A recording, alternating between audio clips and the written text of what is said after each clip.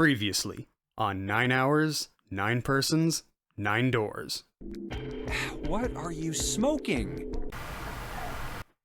Hello, internet dwellers, and welcome back to 999. When we last left our adventure, we employed a makeshift explosive to blast our way out of the ship's freezer and escape the kitchen. Only 6 more hours until the ship sinks, but we're finally in between puzzle rooms, so in today's episode, we'll be regrouping with the rest of the cast to swap information and devise a plan to move forward. I think we've been here before. A metal grate stretched from wall to wall. Beyond it were 2 elevators and the entrance to the kitchen. The elevators are over there, so that means... We went into the kitchen through that door and came out on this side. That means the map was right. Not that I can't take your word for it, but it might actually be nice to use the map in all its upscaled glory for this game. The one that was on the DS version, I never messed with much. I could barely parse the different little boxes that are drawn here apart.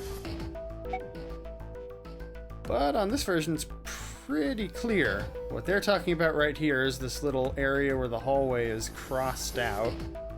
So we came in above the partition here and came out here near the casino, which it appears to be the second of 2 rooms that Team 5 would have gone through after entering their door there by the grand staircase. So unless they're still in the casino, they've probably gone down what looks like stairs here. That part's still pretty fuzzy even in this version of the map. Looks like. Then let's use it to plan our next move. Next move? Yeah, we need to decide where to go from here, don't we? He's right. Let's get started. From the looks of it, there are 4 possible routes. Let's just keep it simple and call them A, B, C, and D. I mean, it's 3 routes at best, really, with A and B both dumping into the casino. And C is backtracking, so I'm pretty sure it's Route D for us. First, A and B.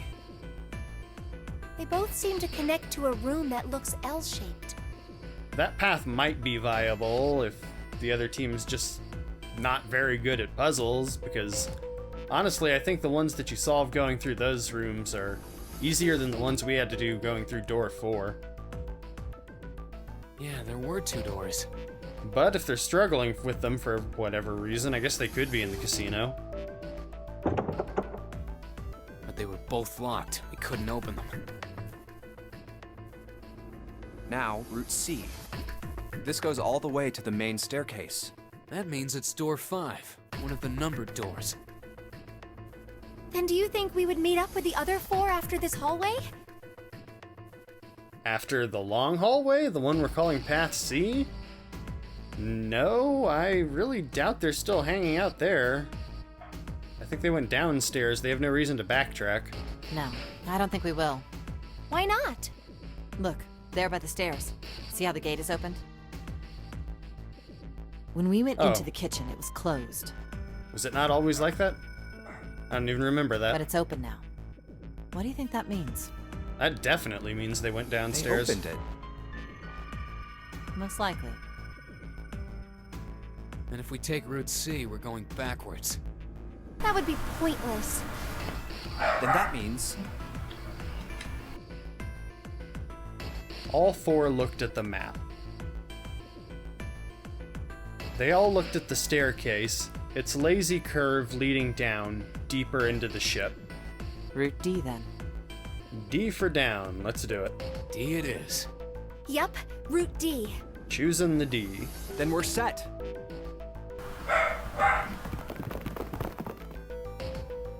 They jog down the stairs until they reach the C deck. Everything looks okay here. Let's check the next deck just to be sure. Everything's all good as long as this deck's above water, but the next one, I'm thinking that's gonna be hard to examine unless you're ready to take a swim. Yeah, just like I thought. D-deck is totally underwater. Just like the bottom of the central staircase. The water gazed back at them, its smooth surface like a great mirror. At least the water level hasn't really changed. Small comfort. May as well head back to C-Deck. What else is here? There are 2 elevators over there at the top of the stairs, just like the floor above. Hold on. These are kind of different. See? There's a card reader on the side. Another strange mark. Hey, look! It's Lotus's symbol! Another planet symbol, most likely. Huh? See? It's the woman symbol with horns on it. Oh, he's calling you a bitch. I bet Seven would like that joke. That seems like... Oh, ouch, ouch, ouch, ouch, ouch, ouch! A fair response. Lotus had taken hold of Junpei's hair. Junpei had never fought a woman before, and found himself unprepared for the animal intensity of her attack. Swung around by his weave with a devilish strength, befitting the horned motif on the card reader. Junpei soon found himself pitched over the staircase banister, and into the frigid depths of D-Deck. Nah, seriously. She began to shake him violently, and he thought he heard a low growl coming from her throat. What was that about the mark again? Nothing. He was asking you not to leave a mark. Such violence. Junpei began to wonder if she was not the devil itself. With an uncomfortable smile, June spoke up. This is a Mercury symbol. Ah, that's what it is. The horns symbolize the wings on Hermes' staff. I remember the planet motif, but I couldn't tell you what any of this, well, what most of the symbols look like without June describing them for you. I do remember the sun and Earth. Earth is just a circle with a cross through it, and the sun, I think, is just a circle or a circle with a dot in it. Hermes, herpes, whatever. Ah, speaking of imagery, Santa's conjuring up something kind of foul there with that little bit of consonance. I don't think you're a very good poet, dude. If we can't get this thing to work, these elevators aren't going anywhere. In other words, we need a key card with the Mercury symbol on it. Probably. I guess we can't get on then. Let's just disregard the elevators for now. How about this hallway on the left? Whoa, there's so many doors. Yeah, I don't really want to search this area first. I'd much rather find the path of least resistance. This... Well, shit, I can only hope these doors are bolted shut like so many of the others, but looking at the exteriors, it doesn't appear that way. And I don't think you could bolt them from the other side without getting trapped, so... yeah, let's just set this area aside, because it does kind of look like an obstacle we might have to contend with, but I'm in no hurry. They weren't sure how many, but certainly enough to be discouraging. Damn it. If we try and search all these, the sun's gonna go down before we've done half of them. Yeah... The sun already set. I have a feeling this ship is the only thing that's going to be going down anytime soon. That's even worse. Well, we can come back to this hallway later. Let's check the hallway on the other side, shall we? Let's do that. Time to head back to the stairs. To their right was a small hallway. And now the right hallway. Quickly, they headed into it. It was approximately the same size as the alcove in front of the stairs. The hallway led toward the stern, and at its end was a set of double doors. There are doors here too. Well, I guess it's... Let's open them. All right, let's start with this one.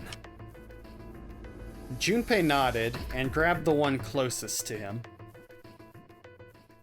He gave it a small tug and felt it move. You know, not to bring up Resident Evil in every episode of this Let's Play, but now that I think of it, the animations for opening the doors are a lot like some of the earlier games from that series too, aren't they?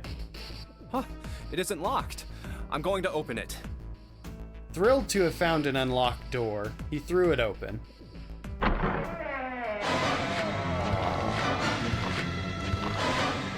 Junpei didn't know what to make of what he saw.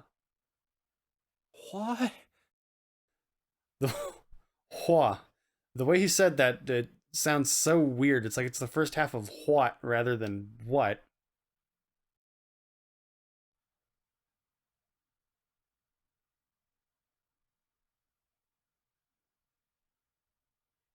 It's like some sort of quarantine room. He simply stood, unable to speak.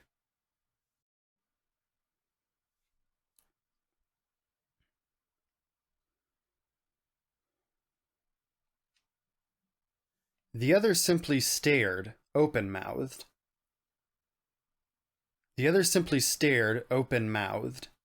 After a few long moments, Santa managed to speak. What the hell is this? This place is huge. A massive room stretched out in front of them, more a cavern than a room. Its vastness was oppressive, and it bore down on the four companions.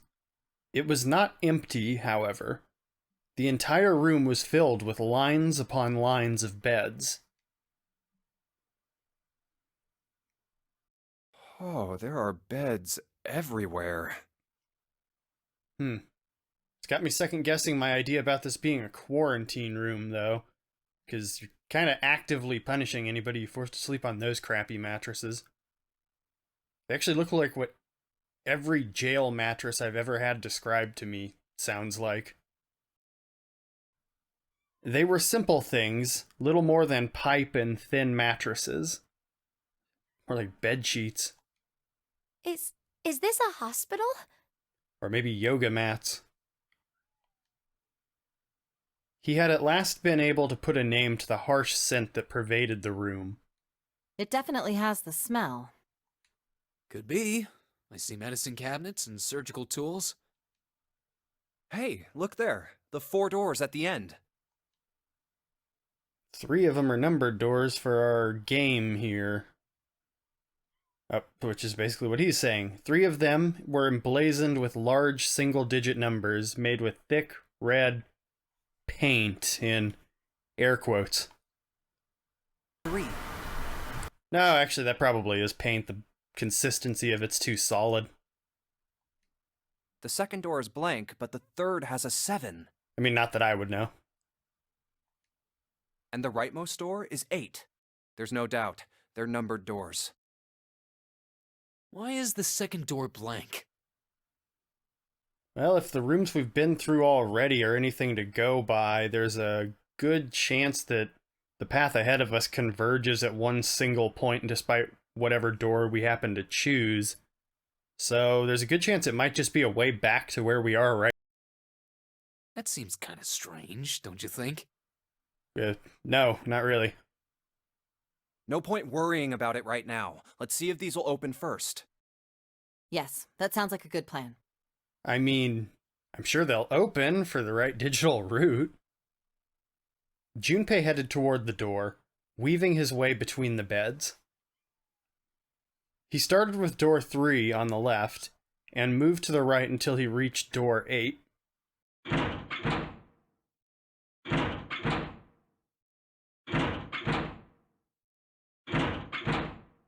Oh, it's no use. Well, of course. If it was that easy to open these doors, what would be the point of the Nonary game? Alright, but if we're going to acknowledge that, then what's the point of checking the doors at all? With our small group, there's not much we can do to open them. Unless you want to leave either, June or Junpei behind. At that point, it's possible to open doors either 7 or 8, with the combinations 853 for door 7 and 863 for door 8. But we can probably fare a little bit better than that if we just regroup with the others. They've got to be around here somewhere. Unless you think something happened to them. We have to activate the red, or the numbered doors won't... No, it honestly just kind of sounds like she thinks we should continue playing the game without them. Wait a minute. What's wrong? Look, the display on the red. There's nothing on it. Oh, but it doesn't sound like that's going to be Huh? happening. Not if the doors aren't functioning right. Don't you remember? The red at the central staircase? If no one was inside, it said vacant. Oh yeah, you're right. But this one, There's nothing on it. right? I wonder if it's broken. Only one way to find out. Smack the shit out of it. Well, slap it gently at least.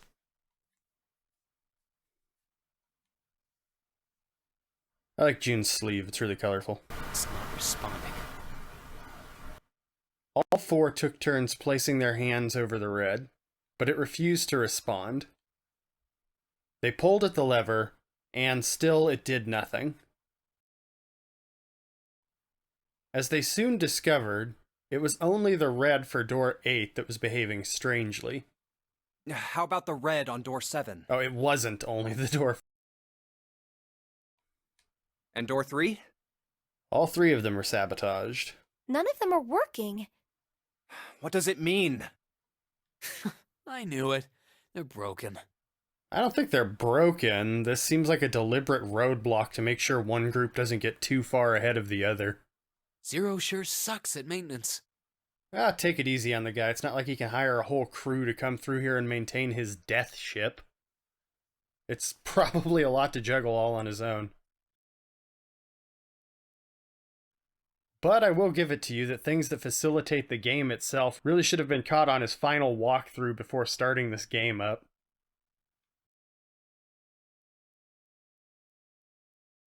No, that's impossible. You really think Zero, who prepared all of this, would make such a stupid, simple mistake? Maybe, but that doesn't explain why this thing ain't working. It was at that moment that they heard a voice from behind them. I believe the bottom of the device has been removed. Ah, Snaaake. Leave it to the blind guy in our group to be the most perceptive. They spun around to see... Snaaake! You guys missed a perfect opportunity to say it 3 times and have a Metal Gear reference. But it was more than just Snaaake. Ace! Clover! 7! You guys look like you've seen a ghost.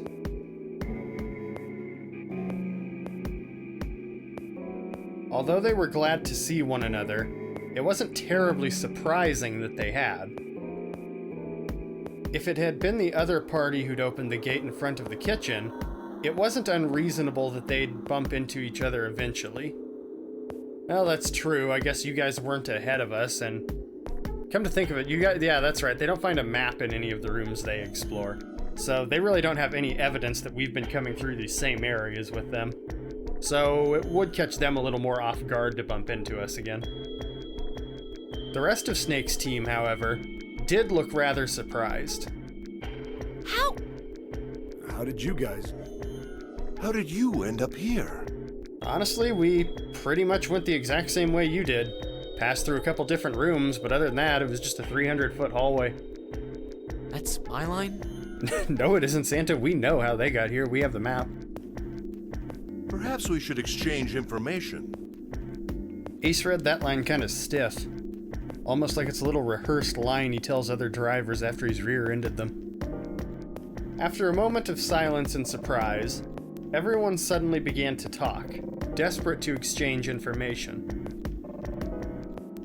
They talked about the rooms they'd been through, and how they'd ended up in the same place. Of course, none of it was very useful information, but that hardly mattered. They were happy to simply see one another again. Although the level of cheer varied greatly from person to person, each one of them was wearing some manner of smile. Almost as though they had already forgotten about the death of the 9th man. No, thought Junpei. Perhaps that wasn't it.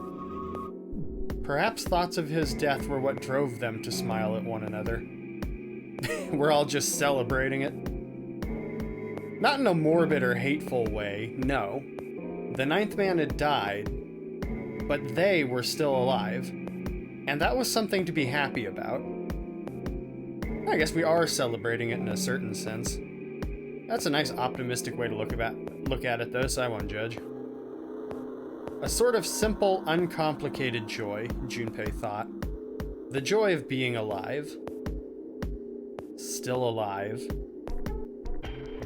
He felt sorry for the ninth man, but more than anything, Junpei was just happy to be alive. I don't really feel bad for the ninth man. Not gonna lie, he seemed like kind of a piece of shit. Probably would have been more of a danger than anything else to have kept around any longer if I had to guess.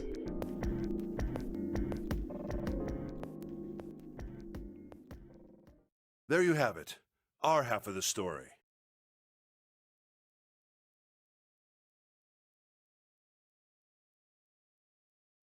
Fell silent. For a moment, Junpei was silent in thought. Then he spoke. Okay, let me see if I got all this straight. They never just say, then he said, and then open up into a quote or anything. They always say, like, address a pause, or somebody thinking, or some sort of verb like that, and then say, then they spoke. It's probably just a little quirk of whoever translated this from the original Japanese, just being a little repetitive with their sentence structure, but I'm really noticing it more than I have before. Probably just because playing through it and trying to think of things to say, I'm looking at it in a little bit more of a critical light, at least on a surface level. When you guys got here, the bases for the Reds were already gone. And you looked all over this room, but you couldn't find anything. So you figured that there might be something in the hallway with all the doors. Ah, damn it. I was trying to procrastinate and avoid that. So you went and had a look? Oh, well, maybe you guys did the heavy lifting for me. Yeah. And while you were looking around, you heard voices. And I'm assuming those voices led you to us. And if they didn't, I'm even more suspicious about who fucked with the Reds. Uh-huh. So you followed the voices and came back here. Indeed. And that was how we found you. Why don't we check those 3 Reds again, just in case? You're right. Huh. There's a long, thin gap on the bottom. I think it's a slot for something. Probably electronic. Somebody gutted them. Well, this isn't good.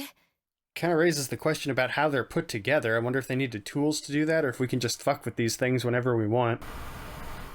If the red is inactive, we can't keep going. Well, what about that hallway over there? Isn't there anywhere else we can go? No, there isn't. There are plenty more hospital rooms, but nothing else. Hospital rooms. That's what's behind all those doors? Yes. There are a number of individual rooms in addition to this large one. There was a door at the end of the hallway, but it was locked. There was an astrological symbol engraved near the keyhole, however. Yep. What planet did we get this time? I was able to get a good feel of it. I believe it was the symbol of Jupiter.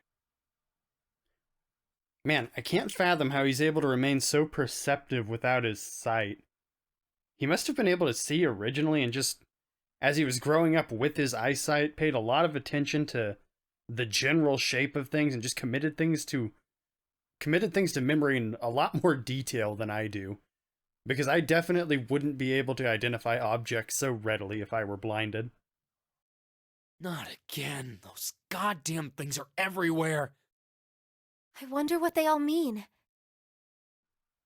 For a moment, everyone was silent, deep in thought. While we're asking what things mean, what's the deal with this room? I mean, I thought this was a cruise ship, but I can't imagine a cruise ship would have a hospital like this. Yeah, the change of scenery kind of threw me off too. Something about the image of a lot of people cramped together in a space like this actually makes the ship seem a whole lot creepier than it has so far. Of all people, it was Seven who answered. That's another thing I see repeated a lot in the game recently is they always say of all people, like making it sound like a big surprising revelation that a given person spoke at certain points in the story, but honestly we're all on pretty equal footing most of the time, and we don't have a lot of knowledge of each other to really evaluate how intelligent the other person is. I don't think it should really be that surprising when somebody pipes up with information. Well, I figure it's probably a hospital ship. Chances are it's the Gigantic. The Gigantic? Junpei looked confused. So did everyone else. What is this gigantic? Seven knit his brow for a moment, and then began to The explain. Gigantic. She was a sister ship to the Titanic, built in the early 20th century. Actually, the Titanic had two sister ships, and they looked exactly the same. Boy, this has really had me looking up a lot of information on the Titanic. This also seems to be true, but I believe the ship was actually renamed to the Britannic. The Gigantic was said to be one of them. They intended to make her a passenger liner like the Titanic, but World War I began soon after the ship launched. The British Navy took her over and made her a hospital ship. At some point during the war, the Gigantic was damaged by a German mine in the Aegean Sea. She ran aground afterwards, so she didn't end up sunk. As far as I know, that's the only bit of license they've taken with the story, is that it didn't sink.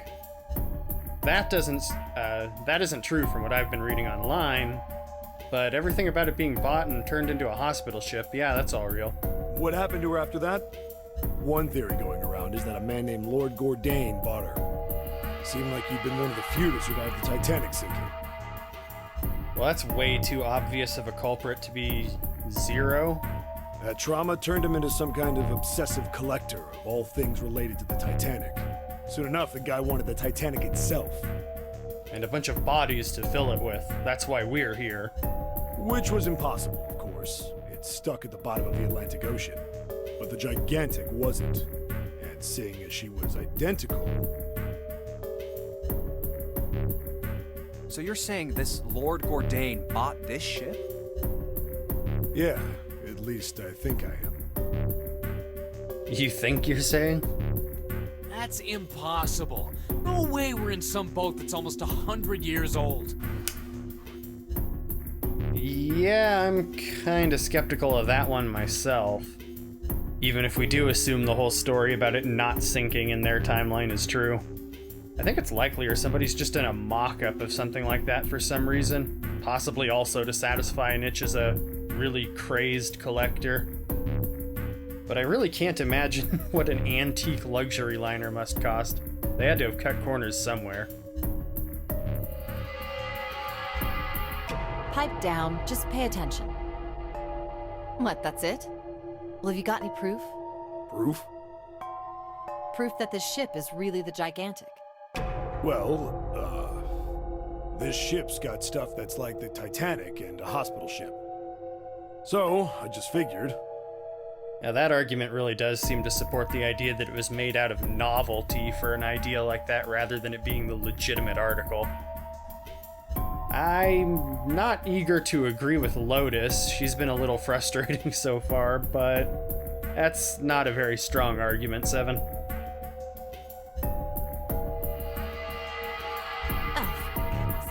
Don't tell me that's your only reason.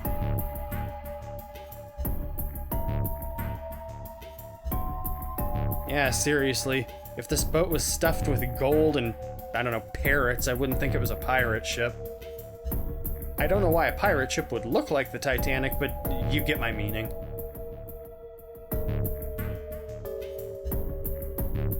No, I've got more. Like? Well, I mean... Seven looked around desperately, doing anything to avoid meeting Lotus's piercing stare. He reached over to pull something out of his ass, but came back empty-handed. He scratched his head for a moment, then gave up. Finally, he opened his mouth. I don't know. Lotus sighed and shook her head. I guess your memory isn't back yet, is it? Yeah, sorry about that. Hey, whoa, wait a minute. Memory isn't back? Yeah, we just kind of glossed over that one, huh? Junpei was, he felt, legitimately shocked by what seemed to be new and very important information. I actually took that detail for granted and didn't realize it hadn't been brought up yet in the game. But yeah, now that I think back on it, Seven wasn't able to provide as many details about Zero or what he experienced before he was kidnapped like the rest of us were during our conversation in front of the grand staircase. So his amnesia must be something that came up before we joined up with the group right at the beginning of the game. I was just kind of operating from memory because obviously I've played through the story before, and I just mistakenly assumed we'd already brought that up for some reason.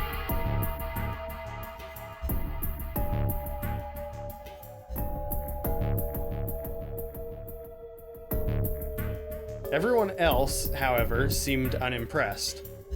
In fact, they all looked at Junpei as though he had said something very strange. Yeah. Your point being? God, earlier they were looking at me like they'd seen a ghost, now they're just looking at me like they've seen an idiot. He decided to revise his attitude for the next question. Wait, was I the only one that didn't know? Yep. Surprise, Junpei! Everyone nodded. Why? Oh, yeah, I guess I didn't tell you, huh? I told the rest of them before we ran into you on the stairs. Yeah, no grand conspiracy, it's just you and June, I think, both woke up on D deck. Everybody else was upstairs, so anything that was discussed before we escaped that first room we were locked up in was not knowledge to Junpei. I told him I couldn't remember a damn thing from before I woke up. What? You sure you weren't just drinking really hard? You look like a guy who can knock back a few. Then, almost as if to save Junpei from further embarrassment,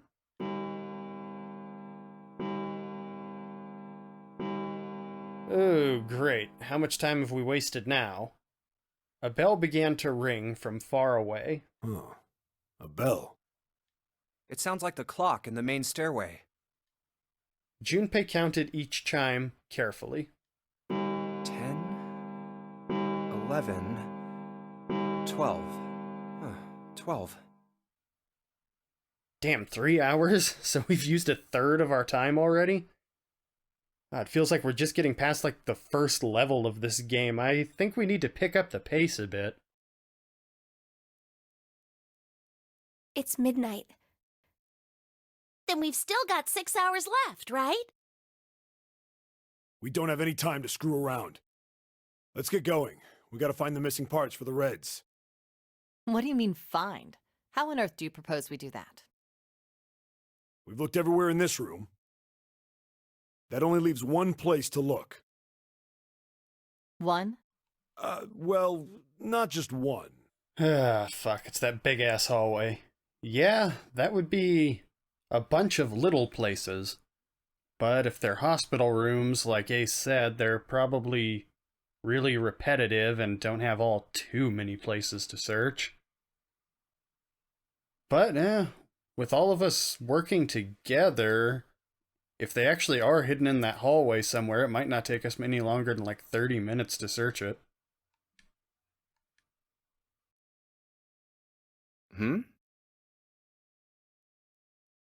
Wait. Don't tell me you mean we need to search all of the other rooms. Don't freak out. We've already searched 4 of them. 4 rooms?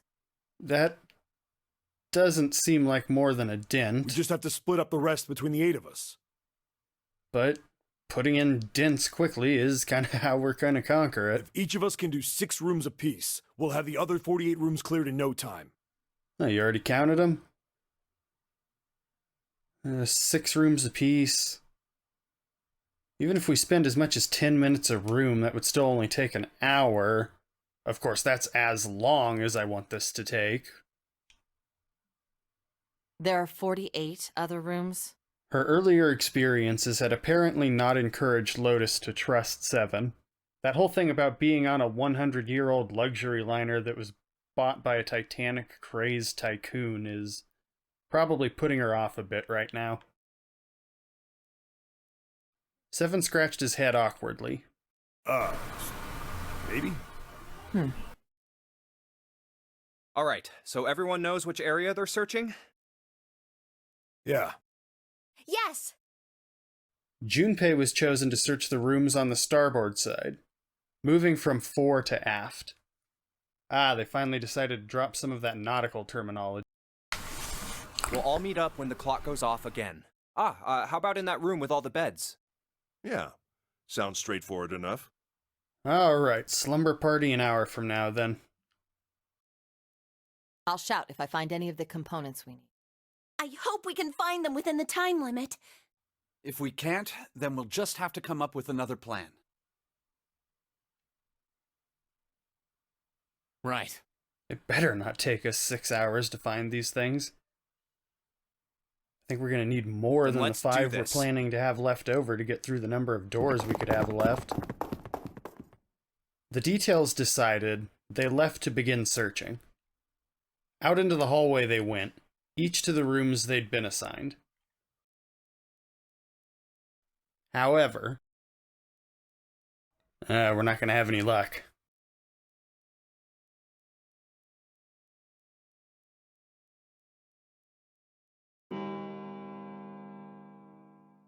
From far away, Junpei heard the bell ring. It did so only once. It was 1 a.m.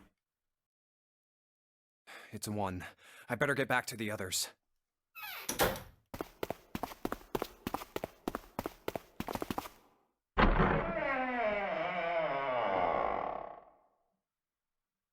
It's a little disturbing to think we haven't been in communication for a whole hour.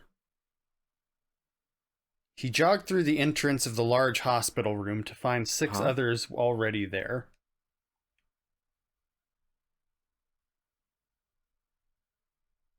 Ace, Santa, Clover, June, Seven, and Lotus.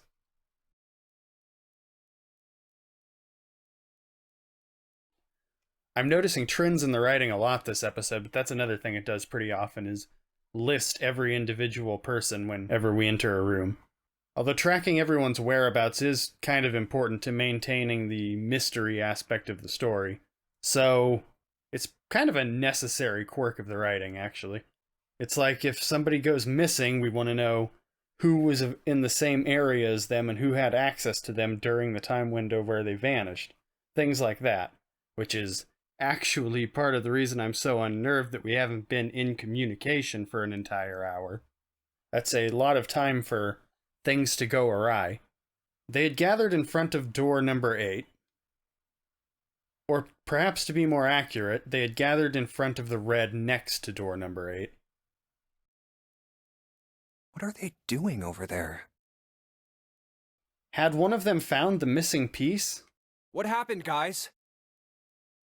It was June who answered him. Jumpy, look! She was pointing at the red. He pushed through the others until he stood in front of it.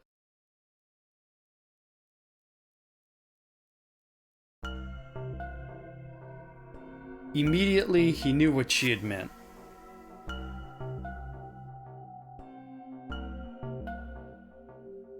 They're just fixed. That's unsettling. Is everybody really in the dark about this? Vacant. Junpei sighed.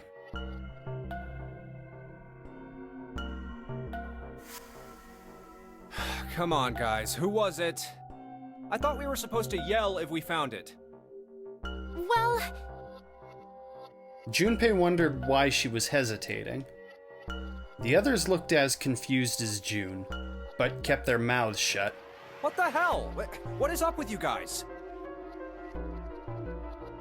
They all knew something he didn't.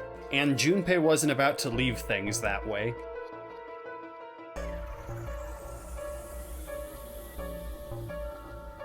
Finally, Lotus frowned and spoke. Well, that's the thing. We don't know. You don't know? When I got back, it was already like this. Why am I always the last person to show up for things like this? First it was Seven's amnesia, now I'm the last person in the loop about the Reds being fixed. There was no one else here. That means I was the first one back, but the missing parts were already back in the red. What? Let me see.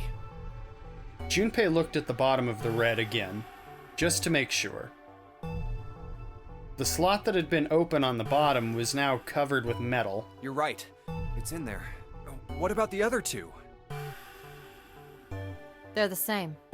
Let me take a look. Junpei quickly examined the other two boxes. It's just as you said. Well, that's a good thing, I guess. A better outcome than not finding them and having no idea what to do with the rest of our time. But if nobody knows about it, it does raise the question of whether or not somebody's moving around the ship undetected, and that could be a kind of unsettling thought. Satisfied that they were also repaired, but still very confused, he returned to the others. Alright, I just want to be sure here. Nobody has any idea what the hell happened here, right? Correct. None. Ace and June nodded silently. Ace and June are kind of like the two most innocent-seeming characters. You wouldn't really suspect them of much at a glance. In Ace's case, almost to the point of being a fault. It seems like it could be a front. Seven raised his hands as if to say, "Not me," and Santa just shrugged.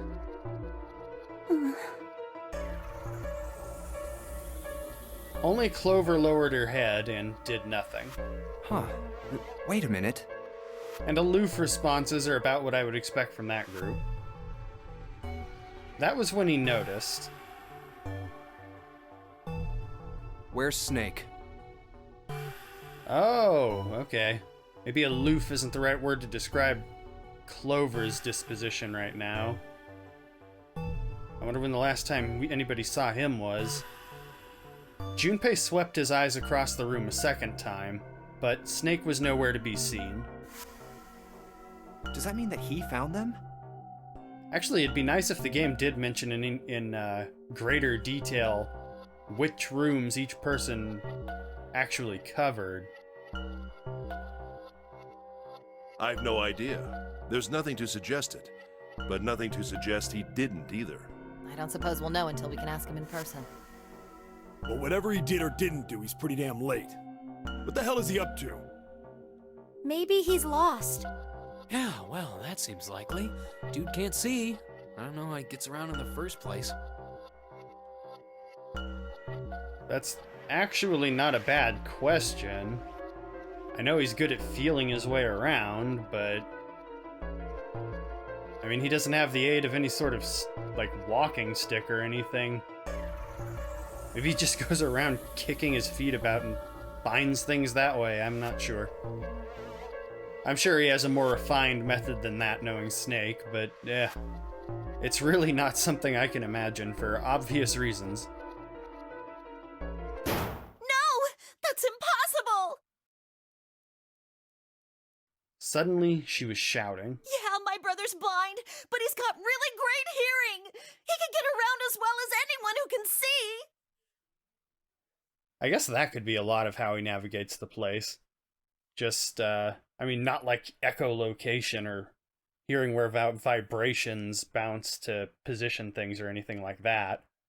But if he can really accurately detect footsteps, for example, or the sound of the fabric of somebody's clothes brushing up against something, he can probably map a loose idea of what parts of the floor are clear and where obstacles along the edges of the room are.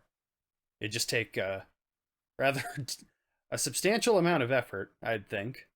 So he couldn't get lost. That's impossible.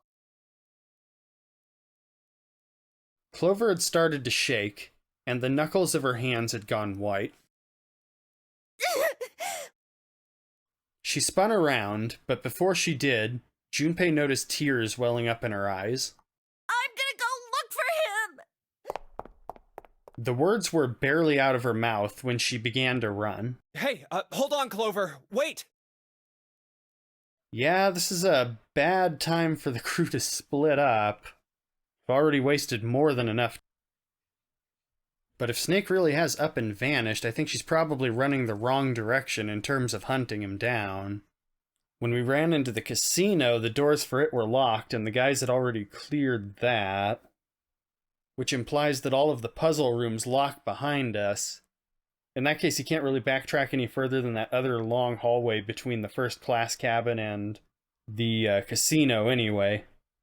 If we can't find him, he's probably gone through... I guess the likeliest thing is one of the planet doors. Maybe he found a key card at some point along the way. Of course, there is the possibility he's kinda pulled a similar feat to the Ninth Man and ended up going through one of the numbered doors alone. That's kind of a morbid thing to think about, but it is a possibility, and it might account for why the card readers have been fixed. Although I guess to do that, you'd only have to repair one of them, and you'd have to find the parts, so... Even in the span of the hour, somebody from the actual group of people here pulling that off is probably pretty unlikely. Honestly, though, I think Zero is the one who actually manipulated the Reds. I think he removed the parts and he's the one who replaced them. And if that's the case, it wouldn't really make sense for him to just kill a contestant like that. So honestly, it's kind of anyone's guess where Snake might be. But I do think our best course for figuring that out is to move forward, and we can't do that without Clover.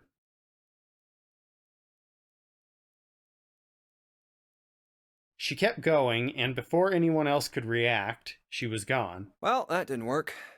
Damn it. What should we do now? We should probably go after her, and as quickly as we can, try to convince her to take a more pragmatic approach to all of this.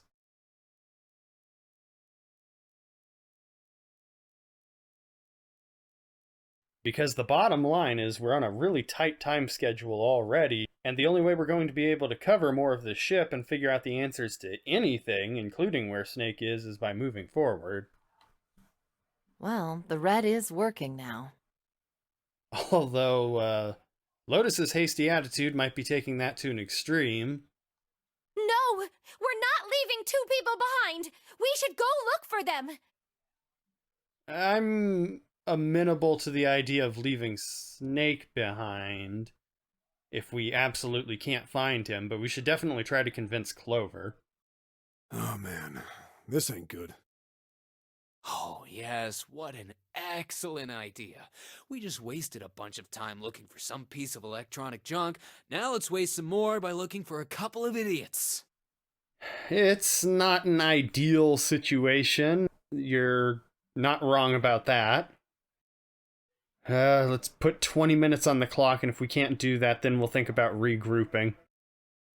Then remain here if you feel you must, but there's no time. We've only 5 hours left. Junpei and the others nodded to one another and took off at a run.